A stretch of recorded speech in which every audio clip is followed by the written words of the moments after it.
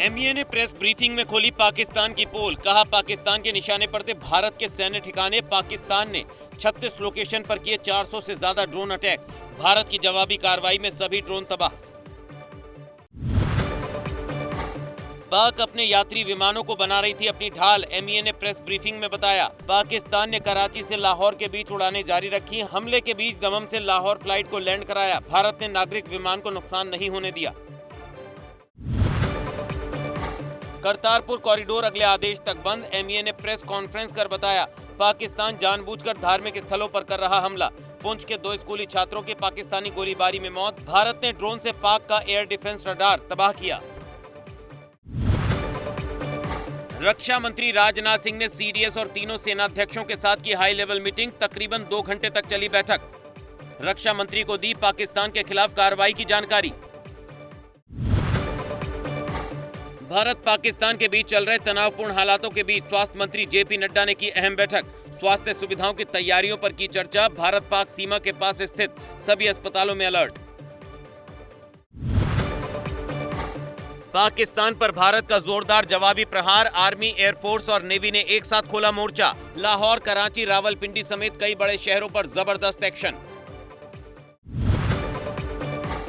पाकिस्तान पर भारत का जोरदार जवाबी प्रहार। आर्मी, एयरफोर्स और नेवी ने एक साथ खोला मोर्चा। लाहौर, कराची, रावलपिंडी समेत कई बड़े शहरों पर जबरदस्त एक्शन।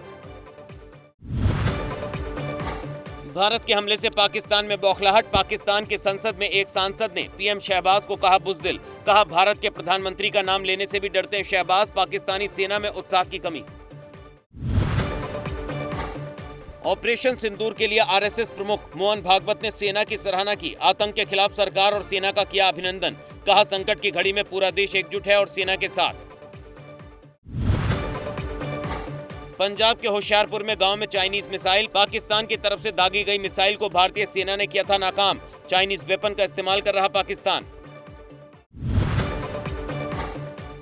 भारत पाक तनाव के बीच आईपीएल के बचे हुए मैच स्थगित। सुरक्षा के मद्देनजर बीसीसीआई ने लिया फैसला। सितंबर के महीने में खेले जा सकते हैं आईपीएल के बचे हुए मुकाबले।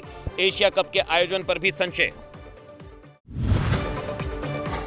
आईपीएल के शेष मैचों को स्थगित करने के फैसले पर एसपी प्रमुख अखिलेश यादव का बयान। कहा सरकार के पास कुछ इनपुट रहा होगा। हम सरकार के फैसले के साथ हैं। भारतीय सेना के हमलों से खौफ में पाकिस्तान। कसूर में सुरंग बना रही पाकिस्तानी सेना। लश्कर ए तैयबा का आतंकी सैफुल्ला कसूरी का बताया जा रहा कसूर में घर। अमृतसर में पाकिस्तानी मिसाइल का मलबा डिफ्यूज। रात में कुछ धमाकों की आवाजें सुनने के बाद अमृतसर के कुछ गांव में मिले थे मिसाइल के मलबे के टुकड़े।